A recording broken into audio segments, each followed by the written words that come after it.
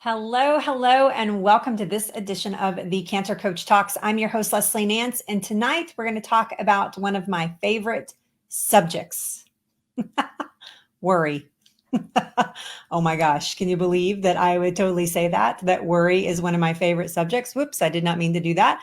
Pardon me for that. Hello, everybody. It's good to see you. Thank you so much for popping in and leaving us a message here. It's good to see you guys. We are live streaming today from Periscope and from Facebook. So you guys are going to hear me answering questions that maybe you're like, I didn't see that question come in. And it's probably because it came up on Periscope or came up on Facebook and you're not in one of those places. So we're live streaming from both places tonight. So tonight I'm going to talk to you about a subject that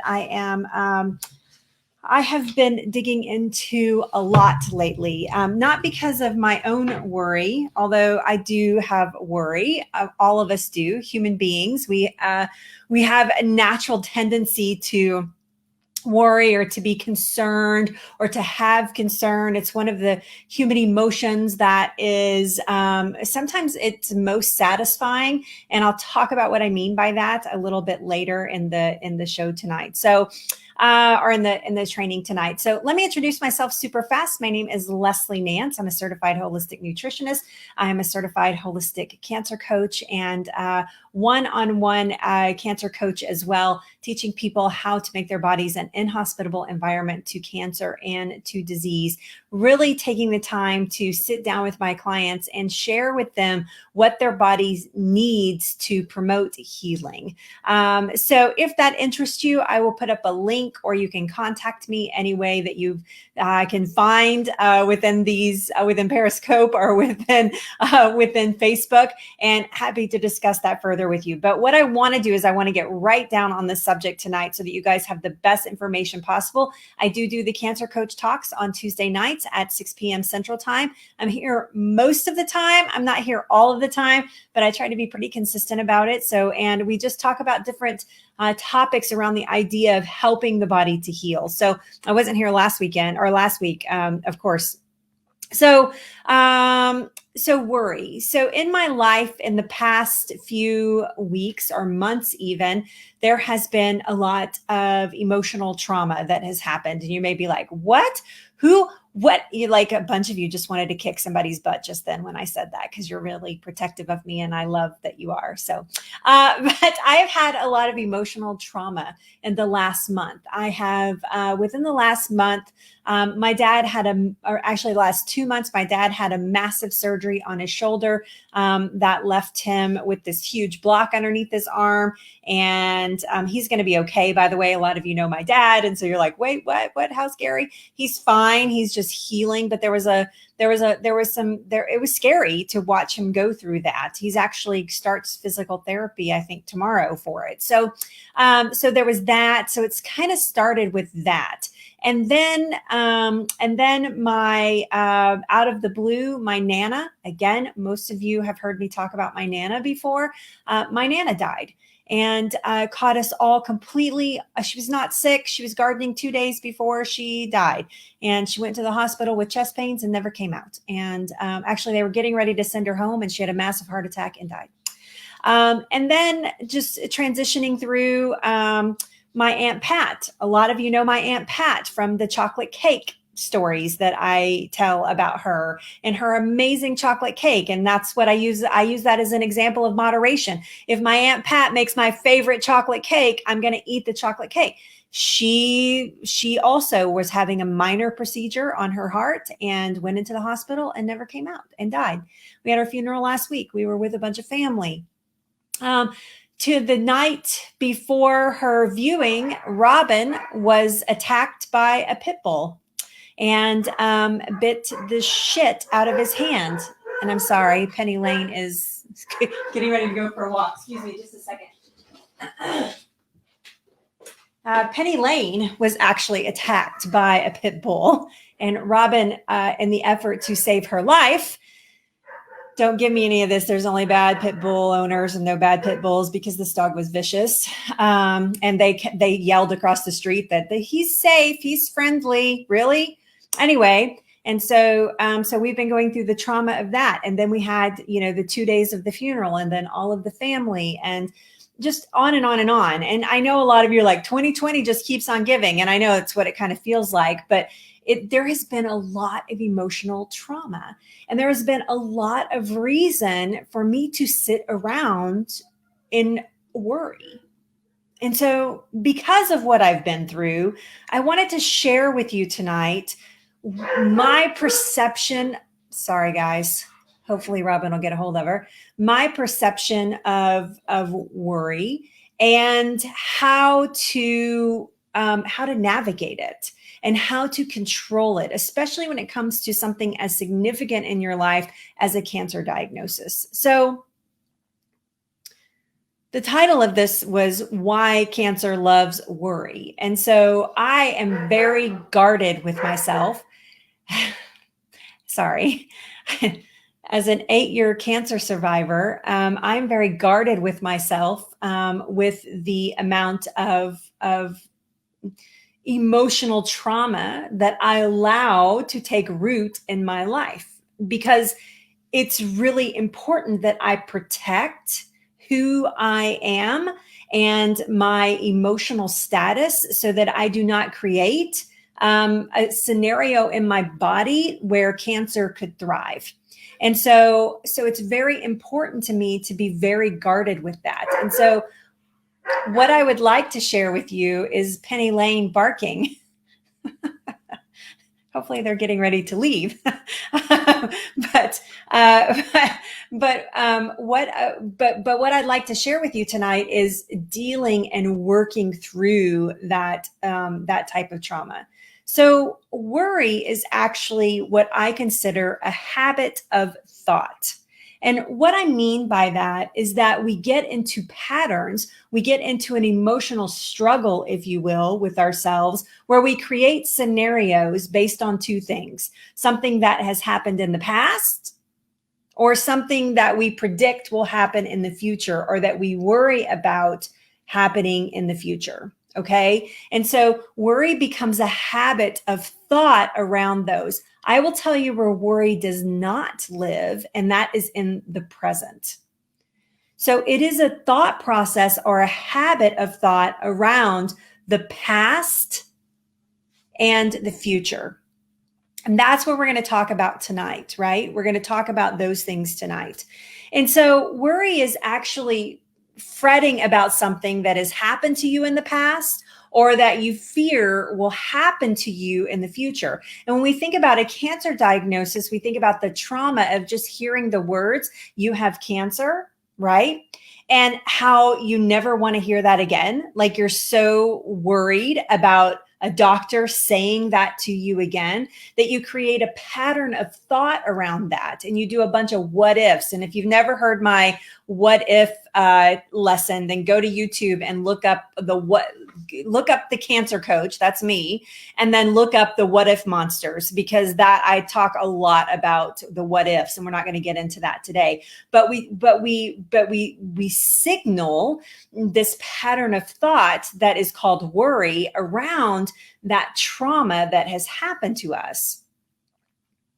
And so let me say that again. Worry is fretting about something that has happened in the past or that we fear will happen in our future. So let's look at the past first. So here's the dealio with that. Once a thing has happened, right? So once something has happened, there is no undoing it. It's done. You've heard the term, what's done is done, right? What's done is done. Once something happened, there is no way to undo that thing that has happened. It's recorded. For the rest of your life, it is recorded back here. And anytime, or in here, not back here, but anytime something similar happens, that recording plays. That's the beauty of the human brain. It's also the scary part of the human brain, because once that trauma happens, it never leaves this space. It is recorded there forever, unless you have a terminal brain injury or something happens, in like Alzheimer's or dementia or something, but it's still recorded there. You just can't bring it up in your file, right? It's still there. You just can't bring it up as easily. But it's recorded for all times in our minds and sometimes in our hearts.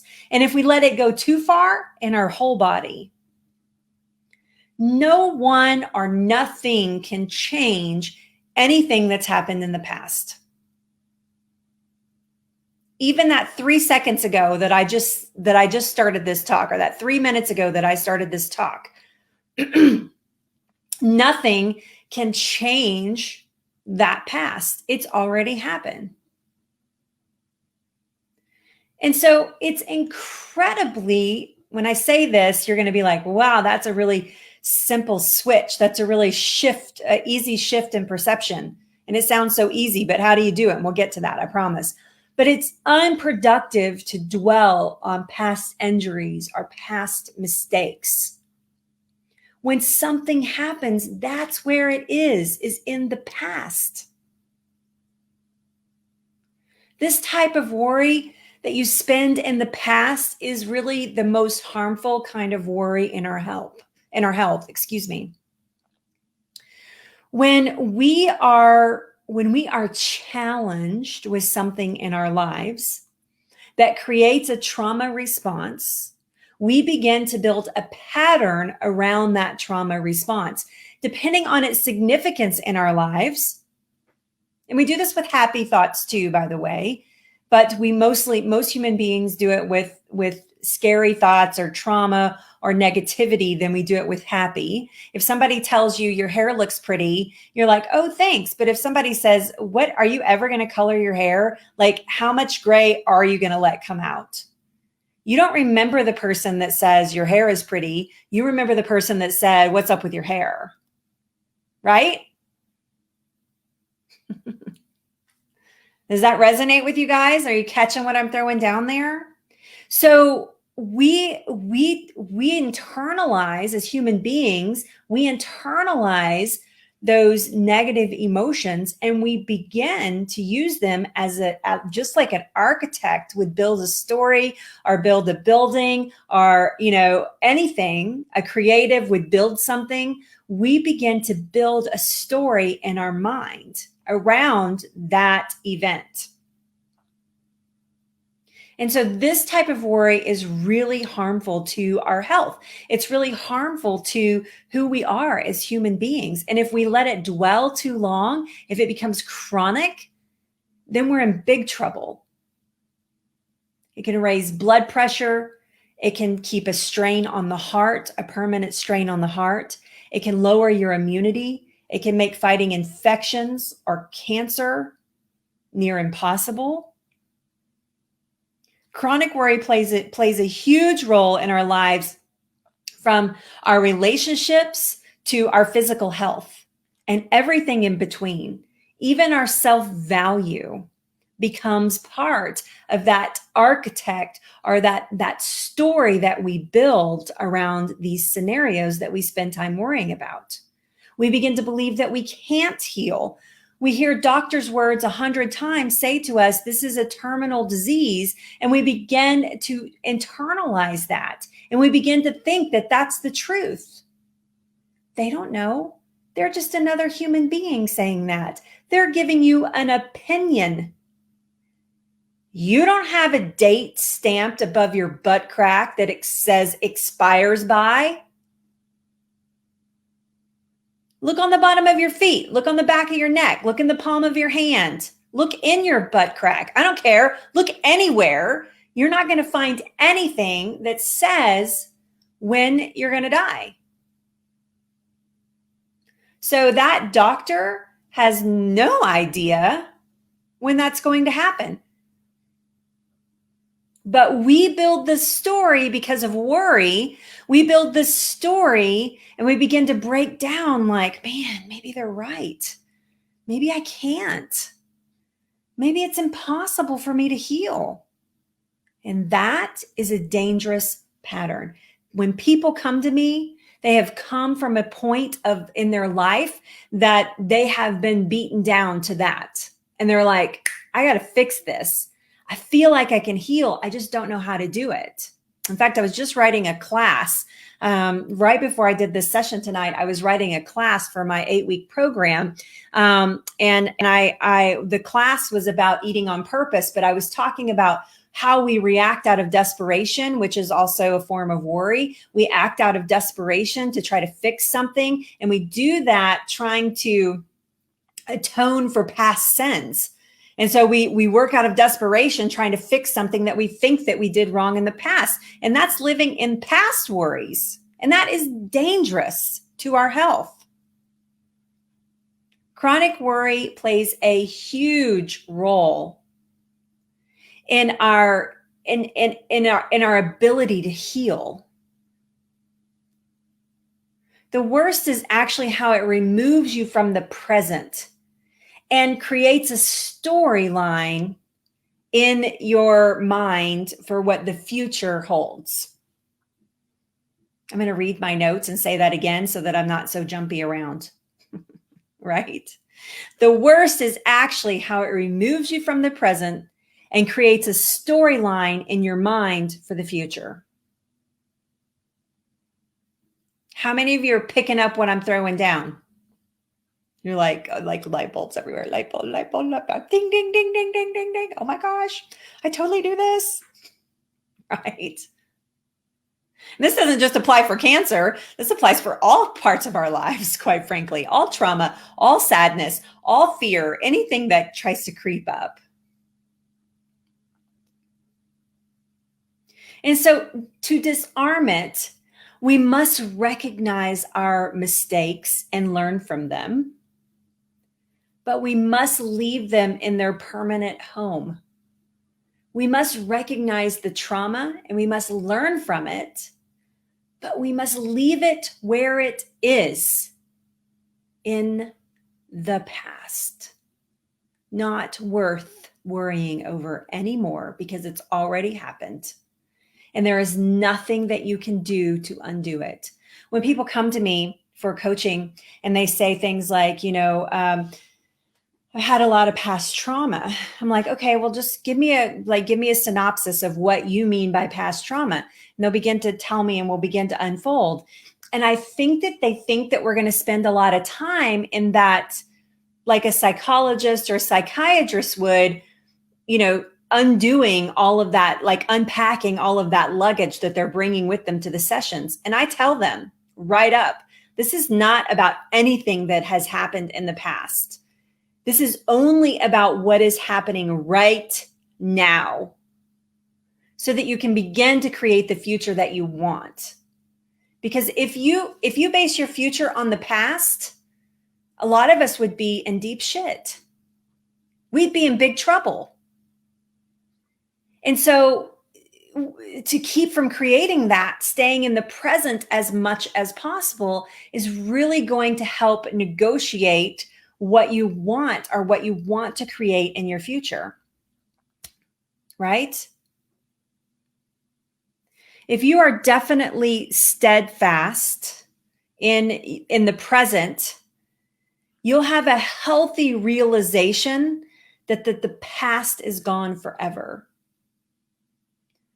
that you can't change it, that I cannot bring my Aunt Pat back, that I cannot bring my Nana back, that I cannot undo what happened to Robin a week ago tonight. I can't undo any of that. It all happened. And I have a choice.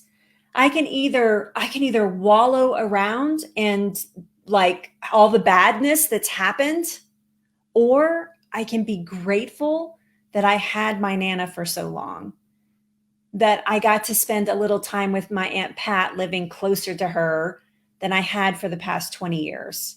And that her daughter, my cousin, who I love dearly, is only 8 minutes away from me. So I could be there for her as she went through the loss of her mother. That Robin got bit by a pit bull, but Penny did not get hurt. I have a choice to create the story that I want to live on in my body and in my mind and in my heart. I get to be the architect of that. But if I'm in constant worry, if I live in the past, if I try to negotiate through, did the doctors do the right thing? Could they have saved my Aunt Pat?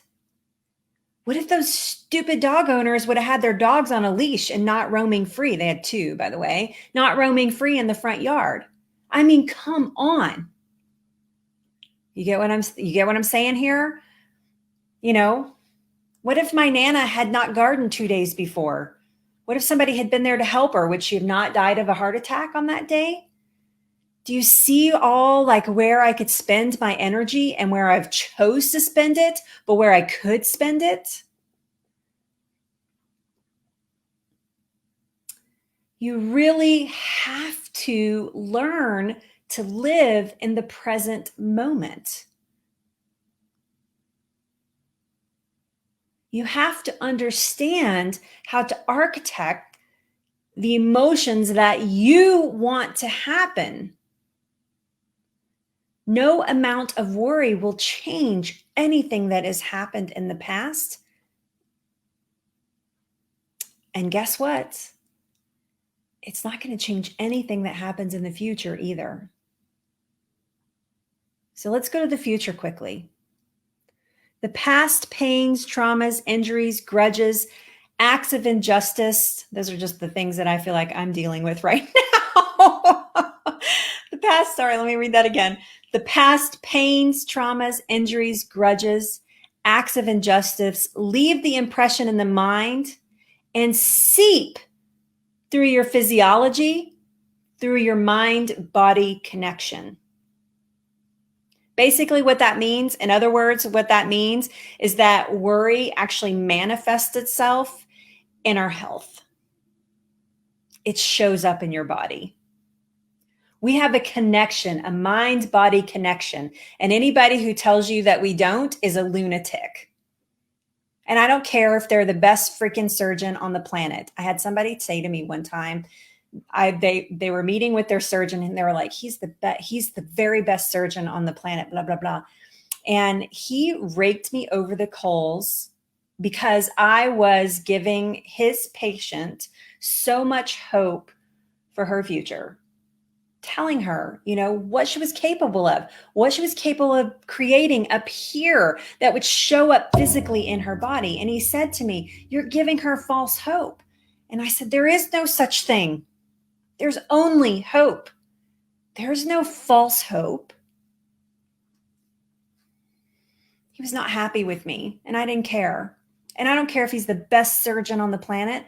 We have a connection in our mind to our body. And whatever goes on up here shows up everywhere else. And you know how I know that 100%? Because when I spend too much time in worry and stress and anxiety and those negative emotions, I get big fat zits on my face and on my neck and on my forehead, mostly on my forehead and right here and on my neck. Every single time. We manifest it. If you've ever been so worried or stressed about something you couldn't eat, that is a physical manifestation of that worry. If you've ever had so much worry that it actually gives you diarrhea, this happens to me every time the tornado sirens go off. It scares me so bad, and I worry about what's going to happen so much when it happens that it gives me physical diarrhea. It's a physical manifestation. Now imagine that you've sat in that chronically since your cancer diagnosis. Are you allowing a healing environment at that point? No, you're stumping it. You're stopping it. It's like having a funnel of healing and you decide to block it with your hand. I don't think I want any more healing now. I don't think I need any more healing. You're blocking that pathway when you're spending so much time creating all of these stories. right? Let me say this one more time. Listen to me. Write this down. You need to write this down. The past pains, trauma, injuries, grudges, acts of injustice, etc., etc., etc., leave the impression in the mind and seeps into our physiology through the mind-body connection. In other words, our worries manifest themselves in our health and our healing. Prediction of the future is another game let's move to future, because I'm going to be way over today. So you guys just buckle up because we're not done here. Prediction of the future is another game that we love to play as humans on what's going to happen. I'm going to give you a positive example of this. So a positive example of this is that you're planning a vacation. And maybe it's somewhere that you've never been before. And when I started planning vacations, 30 years ago, I didn't have the internet to show me what the hotel looked like. I had to send away, that's how old I am, I had to send away for a brochure. I had to actually call long distance overseas to say, I'd like to book a place in your pension. Not knowing what I was really getting into, not being able to look at Google Earth and see that there was an airport, 2 doors, 2 doors down. I actually had to be a little bit of an explorer, when I first started traveling the world. And so now it's so easy. I can Google, I can look at everything. I can see everywhere. I can see what's nearby. I can look at a map. I mean, I know what restaurants we're going to. I got the whole thing planned out, which as a planner makes me very happy. But we anticipate what is going to happen. We anticipate what things look like. We anticipate what a perfect evening would be like with your loved one. I do this with Robin. I'm like, I want to plan at least one night on vacation. I just want to have this perfect evening, this romantic dinner, this beautiful stroll, and I create this scenario. I'm a great architect at this sort of thing. I create these amazing scenarios in my mind that this is what it's going to be like, that this is what's going to happen. And if it deviates and becomes not that magical night, then I'm disappointed. Because I created this thing in my mind and it was supposed to be like this and it wasn't. And so, but I am predicting the future based on past experiences. And a lot of those past experiences were just magical moments in time that just that just happened on their very own. I'll give you an example of that.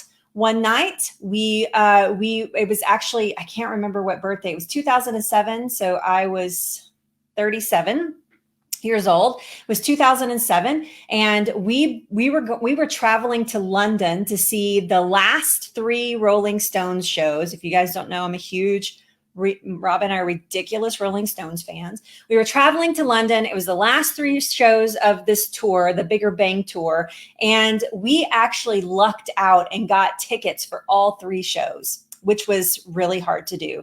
And they weren't even that expensive. And I was like, how did this even happen? And so this was a magical trip. I booked a hotel through Travelocity. You hear about those people that get $9 hotel deals or some fancy swanky hotel. Okay, this happened to me. It was $97 a night at the Howard, which is on the Thames River. The whole thing was just insane. But we were walking along and we see a sign that says Rolling Stones, trade show or whatever. And there's memorabilia and blah, blah, blah. Come here at this space on this day. So we were like, that'd be really cool. We should go to that. We didn't plan it. It just showed up. So we went. Okay. It was amazing. We met half the band, not the big 4, but the other people like Blondie Chapman, and we met Tim Reese and Bobby Keys. And anyway, if you're Rolling Stones fans, you get what I'm saying. So anyway, so Tim Reese invites us to this gig that they're having for some of the band members at this place called the Mean Fiddler. We go there, we get to hang out with them. It was insane. I still haven't got to meet Mick Jagger, but whatever. And so all that happens. And it was this amazing trip. Like everything just unfolded into this beautiful, like every night was magical. I just have so many stories from that trip. And so we did the same. We went to Rolling Stones concert in Arnhem a few years back. This is in the Netherlands. In Arnhem, outside of Amsterdam, and I was trying to recreate like this thing that just happened naturally. I was trying to I wanted it to happen again, and so perfect hotel, perfect, we're going to do it this way. And it's like Lucky Charming it or something, like spit over your shoulder twice and you get to meet the band again. And none of that happened. Our tickets were lousy. I was so disappointed, but I had created this architect in my mind, this story in my mind that it was going to be the same thing again. It was something based on the past. And I was trying to recreate it. It didn't work out. But we do that with our negative emotions as well. We take the negative emotions, we take the trauma of hearing that we have cancer, and every doctor's appointment, we create a story of them telling us that we have cancer again. Instead of creating a story of them saying you're cancer free, you don't have cancer anymore, we create a story of them telling us what's wrong next. And you guys, I can see all of your comments. I'm trying to move fast, so I will get to them, I promise. But we create this like massive amount of information in these stories that we build for our future. Right? And here's what I wrote in my notes. We build amazing stories. And if our past is full of hurts, we build that kind of story around that scenario. And then here's what happens. We end up saying things like, when it does happen, we go, I knew that would happen. I knew that's what would happen. I'm going to read you a story that I read just a couple of days ago. I'm going to have to put on my reading glasses, but I'm going to read you a story. I told you this was going to be a long one. I'm going to read you a story that I read just a couple of days ago that I thought was really interesting, that speaks to this. So listen to this. Let's see. A medical colleague of mine, an internist, furnished me with a compelling example of this style of thought. He had been treating a woman for the last 20 years, and over that period, she visited him twice a year for a complete physical. Whenever she came in, she showed great concern to him about having cancer, although she displayed no symptoms of the disease at all. She would concoct a series of complaints that forced the internist to run a battery of tests merely to reassure her that she did not have cancer. This scenario repeated itself year in and year out. Each time the internist did the best to reassure his patient that she was free of cancer, and each time she left asking him, "Are you sure?" On the last occasion, however, her physician ran his tests and had grim news. He confronted the woman with a confirmed diagnosis of cancer, to which raising up as if she was in some sort of triumphant mood, she replied, "I told you so. I have been telling you for the last 20 years. In her worry, this woman created a scenario that her physiology showed up to.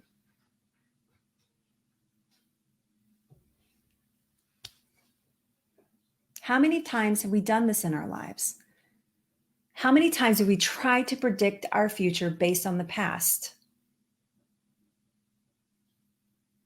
Your physiology will show up. Your body will show up the way that your mind tells it to. What are you telling your mind with your worry?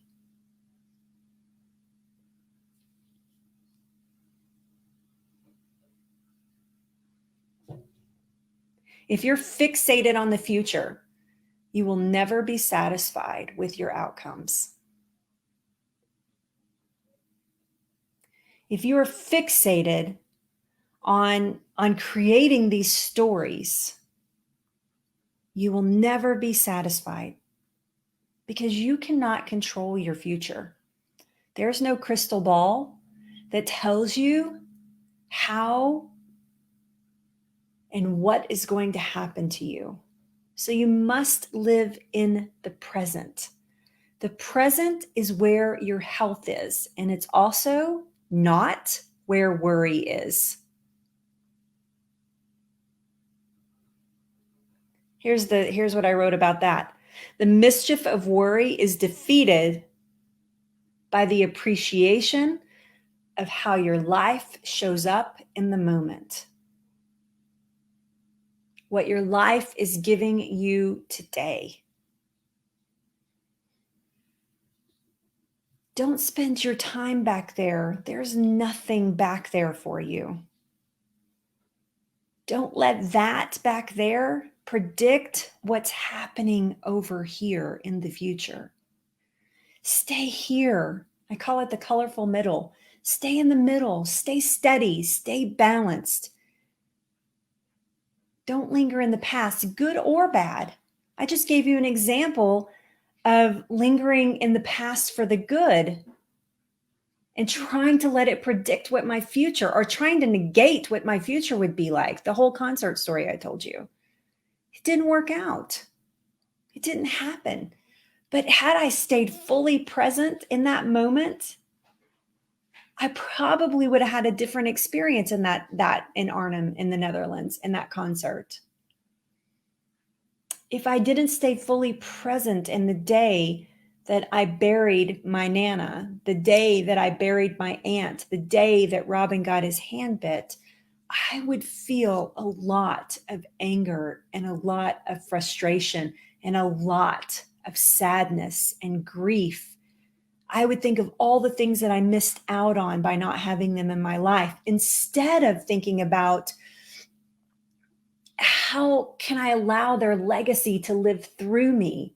How can I let these women, what these women have taught me, come here and teach you something? Do you see the difference? If I lived in the worry of hearing my doctor say, Leslie, if you don't do the chemo, if you don't do the mastectomy, if you don't do the 5 years of one drug and the 10 years of another, this cancer will be back in a year and it will be all over your body. If I lived there, I wouldn't be here with you today. I would have had cancer all over my body and I would have lost my life. But instead, I remain in the present, and I do every single day, step by step, one foot in front of the other, what it takes to keep my body inhospitable to cancer and to disease. If you live in the present, pain doesn't have a lot of space. If you live in the present, trauma does not have a lot of space. If you live in the present, worry cannot take root. You have the choice. And don't give me any story about you don't, because I will call BS every single time.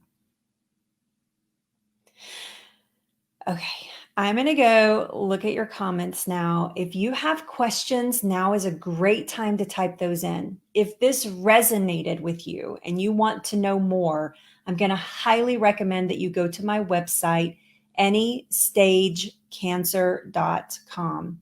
There, you are going to find a webinar. It's 5 steps to becoming the boss of your cancer. It's completely free. At the end of that webinar, if you're still like, I'm totally grooving with this lady and I need her help, there's an opportunity to book a free call with me.